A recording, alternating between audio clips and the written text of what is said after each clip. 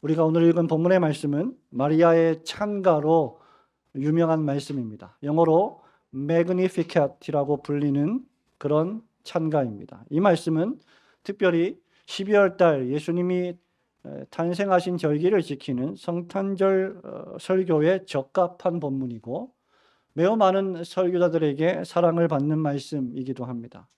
하지만 동시에 이 말씀은 영혼에 임하는 예수 그리스도의 복음의 능력이 무엇을 의미하는지를 가장 잘 묘사해주고 보여주는 말씀이기도 합니다. 성도 여러분, 지난 시간에 우리는 로마에 전한 바울의 복음에 관한 말씀을 5차례 들었습니다. 복음이 무엇입니까? 여러분이 말씀을 들었다면 복음이 무엇인지 설명할 수 있어야 합니다. 무엇보다도 예수 그리스도가 복음이십니다. 예수 그리스도가 복음이시라는 말은 무엇을 의미합니까? 하나님의 아들이신 예수 그리스도께서 사람의 몸으로 이 세상에 우리를 위하여 오신 사실이, 그리고 하나님 아버지께서 당신의 가장 사랑하시는 독생자 예수 그리스도를 우리를 위하여 보내어 주신 사실이 곧 복음이라는 말입니다.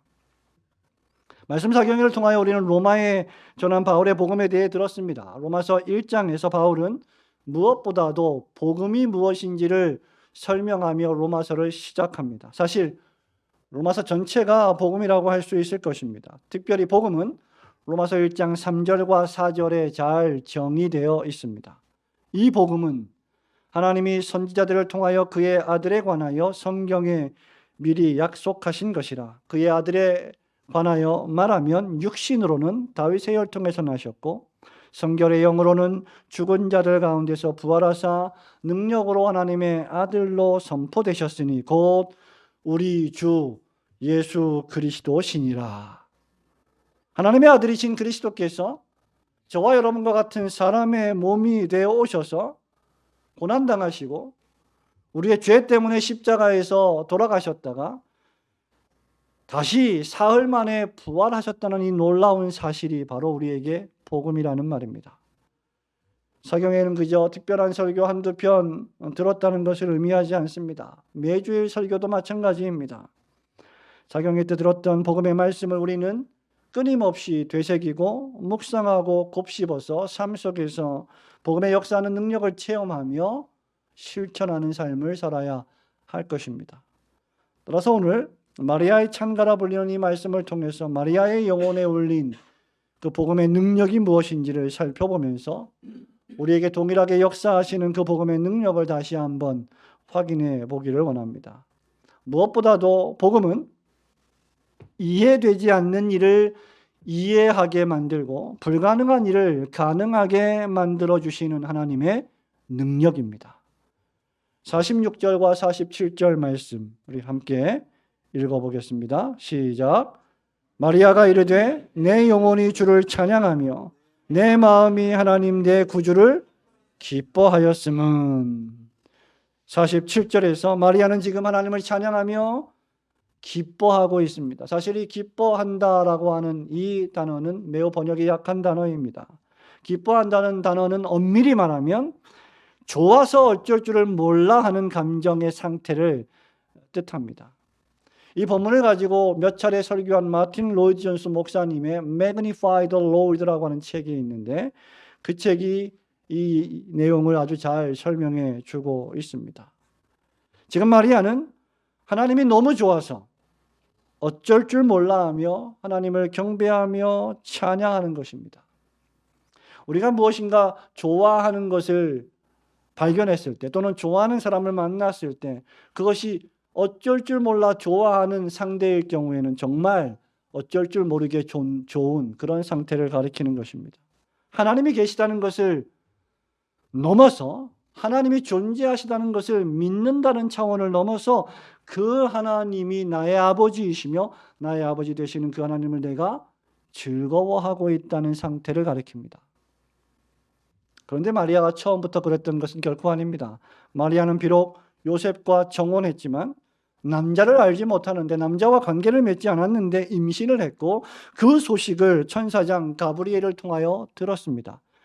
그것이 누가복음 1장 26절부터 38절의 말씀이죠. 이때 마리아는 하나님과 하나님의 능력에 대하여 의심했습니다. 회의적이었습니다.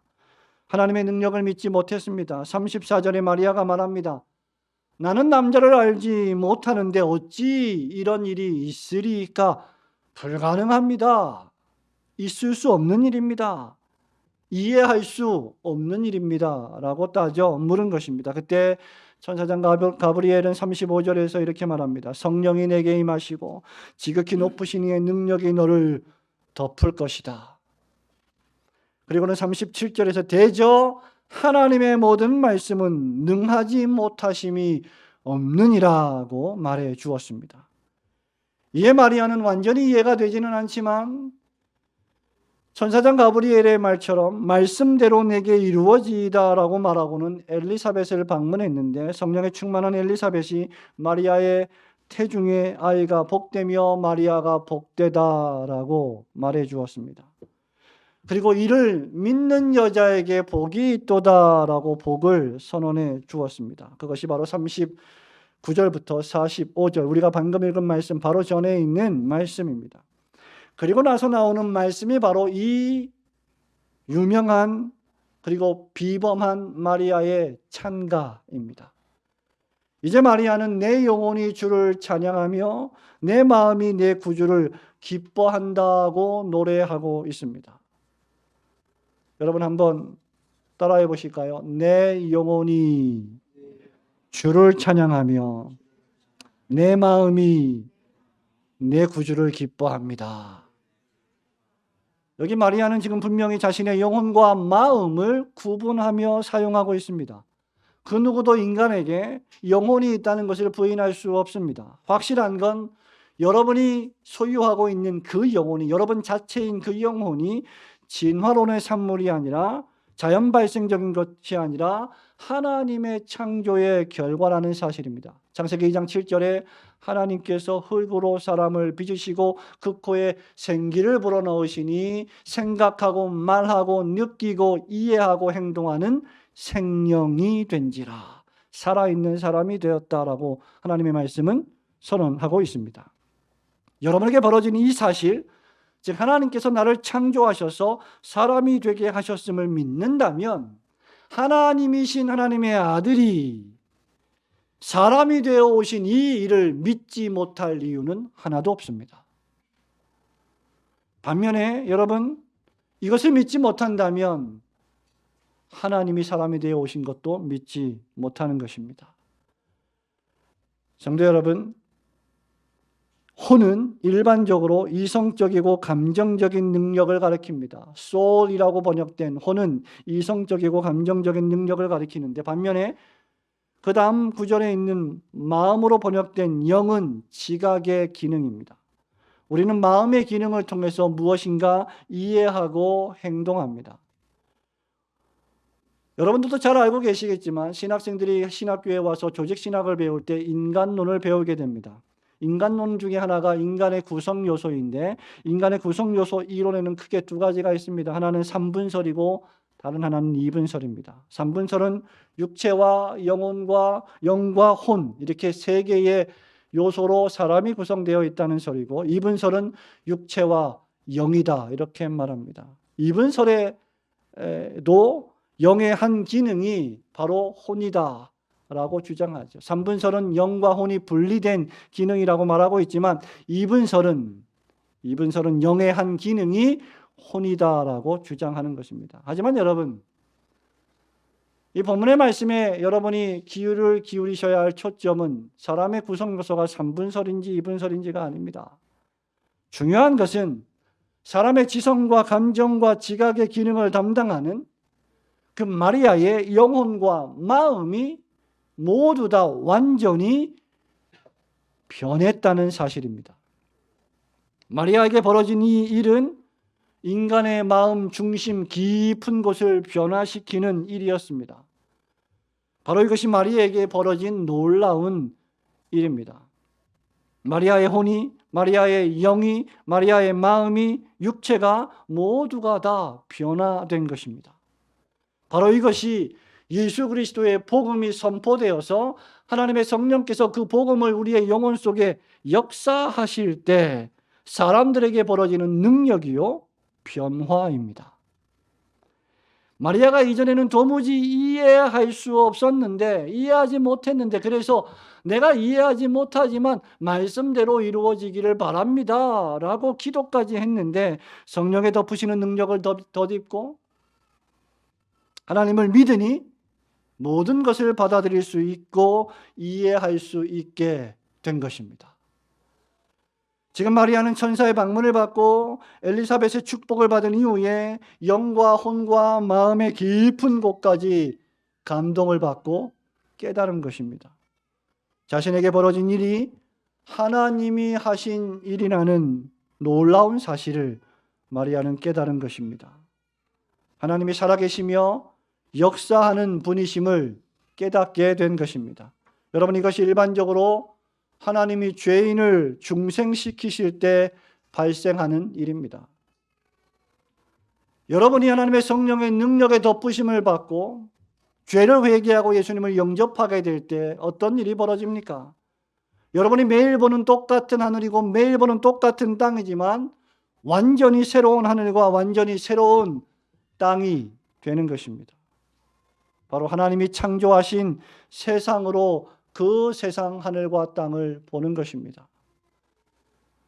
그것은 여러분, 바로 여러분 자신의 영혼이, 마음이 성령님의 역사하심으로 새로워졌기 때문입니다. 성령이 임하시고 영혼이 새로워지면 창세기 1장 1절이 믿어집니다. 태초에 하나님이 천지를 창조하시니라. 그냥 믿어지는 것입니다. 하나님이 계시다는 사실과 하나님이 역사하신다는 사실이 믿어집니다. 이 세상이 우연의 산물이 아니라 하나님의 창조의 결과라는 사실이 믿어집니다. 성령이 임하시면 하나님께서 절대하신 주권자이시며 온 우주와 역사와 만물과 나 자신을 다스리고 계시는 분이심을 믿게 됩니다. 하나님이 절대하신 주권자이시며 그럼에도 불구하고 사람들에게는 책임이 있다고 하느니 이 사실이 모순되지 않고 조화를 이룬다는 사실을 믿게 됩니다. 성령이 임하시면 천국과 지옥이 실제하고 있다는 사실을 믿게 됩니다. 그리고 오직 주 예수 그리스도를 믿음으로만 하나님의 나라 천국에 가서 영생할 수 있다는 것도 믿게 됩니다. 마리아는 지금 이러한 하나님의 위대하심을 본 것입니다. 남자를 알지 못하는 자기 자신에게 벌어진 이 일이 도무지 이해될 수 없는 일임에도 불구하고 성령의 덮으시는 능력으로 말미암아 그 모든 일이 하나님이 하시는 일임을 깨닫게 된 것입니다. 그래서 이해할 수 없었던 하나님이 이제는 마리아의 가장 큰 기쁨에 겨운 대상이 된 것입니다. 바로 이것이 복음을 믿는 자에게 임하는 하나님의 능력입니다. 마리아처럼 여러분도 복음의 능력을 체험하고 영혼과 마음이 새롭게 되어 하나님과 그분의 능력을 깊이 깨닫고 이해하시는 성도들이 되시기를 주님의 이름으로 축원합니다. 두 번째로 복음의 능력은 하나님을 나의 구세주로 가장 기뻐하고 찬양하게 만드는 능력이 됩니다. 우리 다시 한번 46절과 47절 말씀을 고백해 보기를 바랍니다. 우리 함께 읽습니다. 시작. 마리아가 이르되 내 영혼이 주를 찬양하며 내 마음이 하나님 내 구주를 기뻐하였음은. 성도 여러분, 복음은 하나님이 세상을 위하여 행하시는 일입니다. 복음은 하나님이 여러분을 위하여 여러분 안에서 역사하시는 일입니다. 우선 객관적으로 하나님은 세상을 위하여 독생자를 보내셨습니다. 그리고 주관적으로 그 하나님의 아들 독생자 예수 그리스도를 나의 구세주로 받아들일 수 있는 믿음을 나에게 선물로 주셨습니다. 이 두 가지가 바로 지금 마리아가 하나님을 기뻐하고 찬양하는 주된 이유입니다. 그러면서 지금 마리아는 놀랍게도 엘리사벳이 이를 믿은 여자는 복이 있도다, 네가 복된 여자다 라고 말했음에도 불구하고 마리아는 자기 자신을 떠받들지 않습니다. 자신이 예수 그리스도를 낳은 모친임을 자랑하지도 않습니다. 도리어 48절에서 자기 자신이 비천한 여종이다라고 고백합니다. 그 비천한 여종을 하나님이 돌아보셨다라고 말합니다. 마리아는 하나님의 능력과 위대하심을 찬양합니다.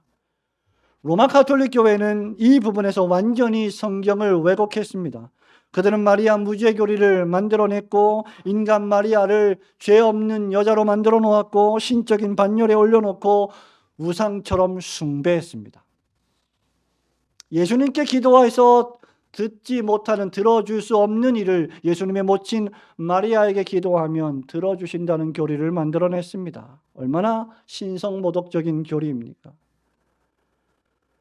지금 마리아는 자신이 복되긴 하지만 자신이 온 세상의 구주이신 예수 그리스도를 수태하긴 했지만 그럼에도 불구하고 자신이 비천하다고 올바로 말합니다. 말하자면 지금 마리아는 찬송가 가사처럼 세상과 나는 간 곳이 없고 구속한 주님만 보입니다 라는 노래를 부르고 있는 것입니다. 여러분, 이것이야말로 진정한 그리스도인의 영적 상태입니다. 진정한 경배와 찬양은 위대하신 하나님을 찬양하는 것입니다. 하나님의 위대하심과 그 영광을 노래하는 것입니다. 하나님을 하나님 되시게 하고 인간을 인간 되게 하는 것, 하나님은 하나님 자리에 계시고 사람은 사람의 자리에 있는 것이 바로 참된 예배입니다. 하나님이 누구십니까? 스스로 계신 분이십니다. 영원전부터 존재하시는 분이십니다. 그 누구의 힘과 도움도 없이 하나님 스스로 계시는 분이십니다. 우리는 이것을 가리켜 선재하시는 하나님이시다라고 부릅니다. 선재하시는 하나님은 영원전부터 영원 끝까지 끝없는 영원 속에서 하나님이십니다. 하나님이 누구십니까? 여러분, 보이지 않는 것과 보이는 모든 것을 만드신 창조주이십니다. 모든 만물과 우주와 역사와 여러분 개인을 통치하시는 분이십니다. 참새 한 마리도 하나님의 허락 없이 떨어질 수 없는 완벽한 통치자이십니다. 우리가 다 이해할 수 없지만 그럼에도 불구하고 성경이 선포하는 하나님은 조금의 오류도 없으신 하나님이십니다. 이것을 이해하고 믿고 기뻐하는 것이 바로 예배입니다. 그래서 시인들은 시편에서 끊임없이 이런 하나님을 경배하고 찬양한 것입니다. 시편 48편 1절에서 시인이 이렇게 노래합니다. 여호와는 위대하시니 우리 하나님의 성 거룩한 산에서 극진히 찬양받으시리로다. 왜 온 세상이 여호와 하나님을 찬양해야 합니까? 하나님이 위대하시기 때문입니다. 145편 1절에서도 이렇게 노래합니다. 여호와는 위대하시니 크게 찬양할 것이라. 그의 위대하심을 측량하지 못하리로다. 성도 여러분, 우리가 하나님을 찬양하고 경배하는 것은 하나님이 위대하신 분이시기 때문입니다. 마리아의 찬가의 또 다른 특징이 무엇입니까? 마리아는 그 위대하신 하나님, 그 하나님을 구세주로 높이고 찬양한다는 점입니다. 47절에 내 마음이 하나님 내 구주를 기뻐하였음은 이라고 했습니다. 하나님은 역사 속에서 언제나 하나님의 택한 백성들의 구원자이셨습니다. 구약 성경과 신약 성경 속에서 하나님은 언제나 이스라엘 백성, 택한 백성들의 구세주이셨습니다. 하나님은 애굽에서 종살이하던 430년 동안의 암흑을 뚫고 모세를 인도하여 이스라엘 백성들을 출애굽시키신 분이십니다. 그리고 홍해 바다에서 그들을 구원하셨습니다. 40년 광야 생활 동안 구름 기둥과 불 기둥을 보내어 주셔서 타 죽지 않게 하셨고 얼어 죽지 않게 하시고 만나와 메추라기를 주셔서 굶어 죽지 않게 역사하셨습니다. 바벨론 포로로 끌려갔을 때도 포로 중에 일부를 예루살렘으로 귀환시켜서 구속의 역사를 계속해 가신 하나님이십니다. 이 모든 날 마지막에 당신의 가장 사랑하시는 독생자 하나님의 아들을 우리에게 보내사 우리를 죄와 죽음에서 구원하시는 분이십니다. 우리를 구원하신 그 하나님께서 지금까지 여러분 인생에도 간섭하셔서 단 한 번도 여러분을 실망시키신 적이 없으신 구세주이십니다. 이 일을 하심에 있어서 하나님은 졸지도 아니하시고 주무시지도 아니하십니다. 시편 121편 1절부터 8절을 여러분 펼쳐보시기 바랍니다. 우리가 매 예배 시간에 예배의 부름으로 부르는 이 말씀이 여러분 무엇을 의미합니까? 시편 121편 1절 내가 산을 향하여 눈을 들리라. 우리 이 말씀 함께 고백하며 읽어보도록 합니다. 시편 121편 1절입니다. 시작. 내가 산을 향하여 눈을 들리라. 나의 도움이 어디서 올까? 나의 도움은 천지를 지으신 여호와에게서로다. 여호와께서 너를 실족하지 아니하게 하시며 너를 지키시는 이가 졸지 아니하시리로다. 이스라엘을 지키시는 이는 졸지도 아니하시고 주무시지도 아니하시리로다. 여호와는 너를 지키시는 이시라. 여호와께서 내 오른쪽에서 내 그늘이 되시라. 낮에 해가 너를 상하게 하지 아니하며 밤에 달도 너를 해치지 아니하리로다. 여호와께서 너를 지켜 모든 환난을 면하게 하시며 또 내 영혼을 지키시리로다. 여호와께서 너의 출입을 지금부터 영원까지 지키시리로다. 아멘.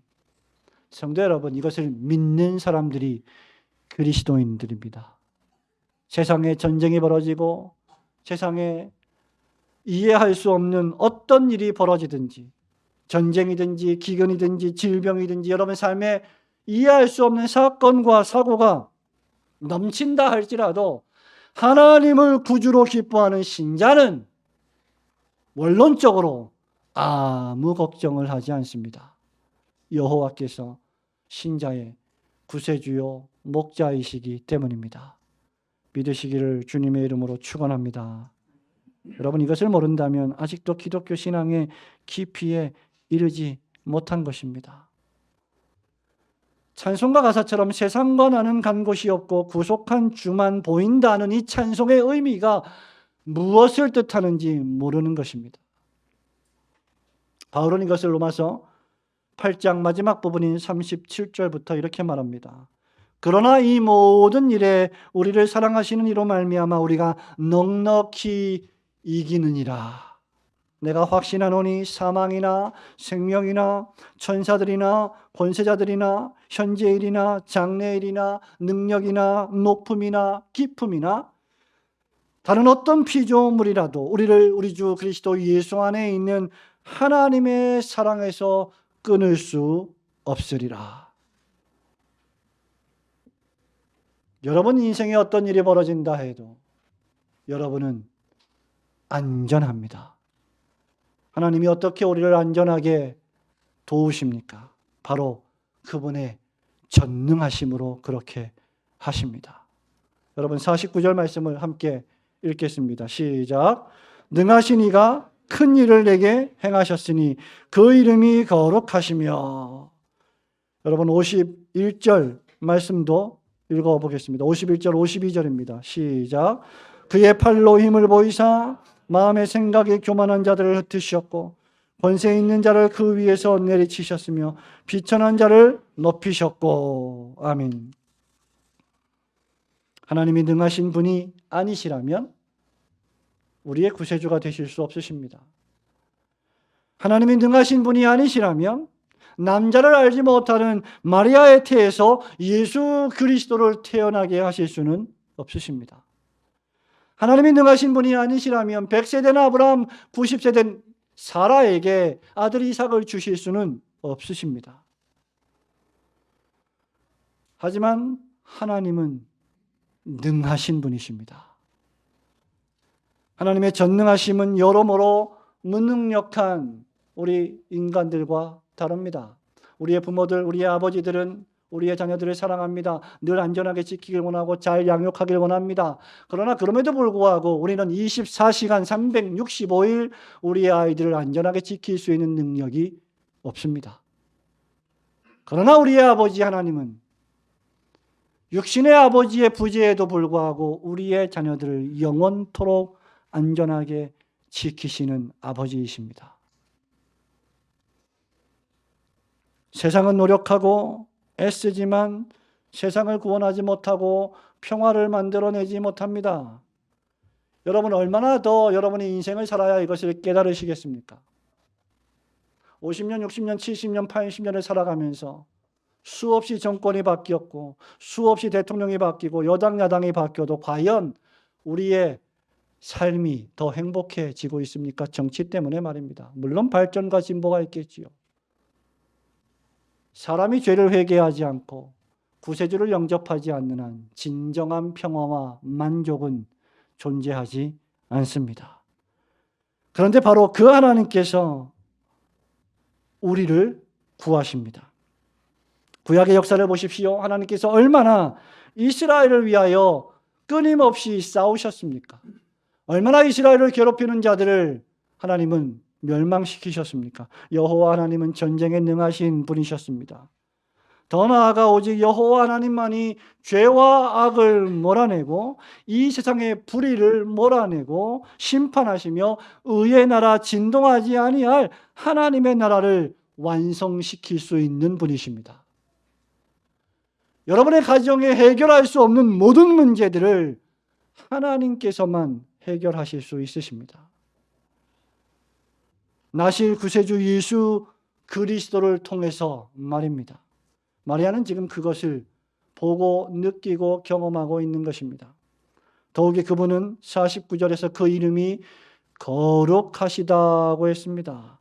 하나님은 죄를 미워하십니다. 우리가 이렇게 처참한 인생을 살아가는 것도 죄 때문입니다. 악 때문입니다. 내가 선을 원함이 내 안에 있으나 내가 실제로 행하는 것은 악이도다라고 바울이 로마서 7장에서 고백한 바 있습니다. 오호라 나는 곤고한 사람이로다. 이 죄가 얼마나 강력한지 우리가 스스로 해결할 수 없습니다. 그래서 예수 그리스도를 우리에게 보내신 것입니다. 그렇지 않았다면 오늘 여러분과 저는 하나님 앞에서 예배를 드릴 수 없었을 것입니다. 우리 모두는 예배를 드리러 나오다가 죄 때문에 죄를 참아보지 못하시는 하나님의 거룩하심 앞에서 진노를 사 다 죽어버렸을 것입니다. 그런데 그런 거룩하신 하나님께서 여러분을 위하여 구세주를 보내셨습니다. 우리 대신 구세주를 고난받게 하시고 세상 죄를 짊어지고 십자가에서 대신 돌아가시게 하셨습니다. 실로 마리아는 거룩하시지만 54절의 말씀처럼 이스라엘을 긍휼히 여기시는 하나님을 구세주로 경험한 것입니다. 하나님은 거룩하십니다. 하나님은 두려우신 분이십니다. 하나님은 그 어떤 교만한 자들도 꺾으시는 분이십니다. 하나님은 죄를 그냥 두고 넘어가시는 분이 아니십니다. 그러나 죄인들에게 긍휼을 베푸시는 분이 하나님이십니다. 마리아가 비천한 마리아가 그것을 본 것입니다. 마리아의 영혼에 울린 복음의 능력은 바로 이런 위대하신 하나님 그분의 영광 그리고 그분의 구원하심과 거룩하심과 긍휼하심을 기뻐하고 찬양하는 것이었습니다. 여호와 하나님의 위대하심과 그분의 영광 그 거룩하심과 긍휼하심을 찬양하고 기뻐하시는 성도들이 되시기를 주님의 이름으로 축원합니다. 사랑하는 우리 성도 여러분, 말씀을 맺습니다. 복음은 능력입니다. 복음은 능력입니다. 믿는 자에게 구원을 주시는 하나님의 능력입니다. 그래서 믿음으로 믿음에 이르게 하는 능력입니다. 이해되지 않는 일을 믿음으로 이해하게 만드는 능력입니다. 불가능한 일을 가능하게 만들어주는 능력입니다. 할 수 없는 일을 할 수 있게 만드는 능력입니다. 참고 인내할 수 없는 일을 인내하게 절제하게 만들어주는 능력입니다. 절망을 소망으로 바꾸는 능력입니다. 낙심을 용기로 바꾸는 능력입니다. 죽음을 생명으로 바꾸는 능력입니다. 복음은 평범한 사람을 들어서 비범한 사명자로 바꾸어주는 능력입니다. 이 복음이 마리아의 지성을 정복했습니다. 이 복음의 은혜가 마리아의 감정에 임했습니다. 그녀의 영혼과 마음이 변화되었습니다. 그녀의 이해력과 감정이 새롭게 되었습니다. 그리고 이 복음은 모든 믿는 자에게 구원을 주시는 하나님의 능력이 됩니다. 마찬가지로 지금 여러분에게도 이런 마리아의 이해가 있으십니까? 이런 마리아의 감정이 여러분의 영혼에 자리하고 있습니까? 여러분은 마리아와 같이 여러분 영혼이 주를 드높이며 여러분 마음이 여호와의 구주를 기뻐하십니까? 세상과 여러분은 간 곳이 없고 구속하신 주님만 보고 계십니까? 그렇다면 여러분은 참으로 복음의 능력을 알고 있는 사람들입니다. 만일 여러분 가운데 이런 마리아의 지성과 이런 감정이 아직 없다면, 느끼지 못하고 경험하지 못했다면 이것을 묵상하십시오. 이 하나님의 위대하심과 그 영광을 믿고 이해하고 기뻐하게 해달라고 기도하십시오. 성령의 능력이 나를 덮어달라고 간구하십시오. 여러분 전체 인생에서 이것보다 더 중요한 일은 존재하지 않습니다. 마리아에게 임한 이런 은혜, 하나님께서 사랑과 자비와 긍휼로 우리를 위하여 독생자 예수 그리스도를 사람의 몸에서 나게 해주신 이 놀라운 은혜가 여러분 모두에게 임하시기를 주님의 이름으로 축원합니다.